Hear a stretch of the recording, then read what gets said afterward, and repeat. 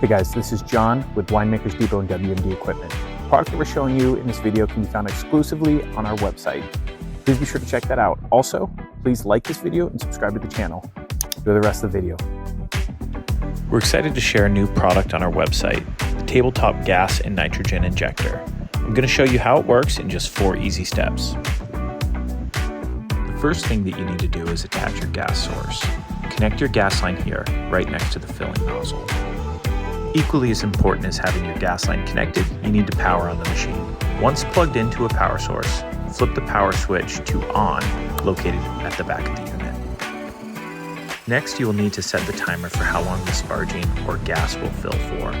This will depend on how much empty space you have at the top of the bottle. The goal is to replace any oxygen in the bottle with gas.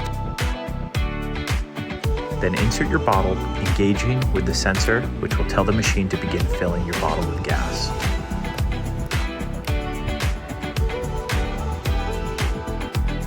Yep, it's that simple. Repeat this process for each bottle. As always, if you enjoyed this video or it was helpful for you, please like and subscribe to our channel. And if you're in the market for new equipment, be sure to drop us a line.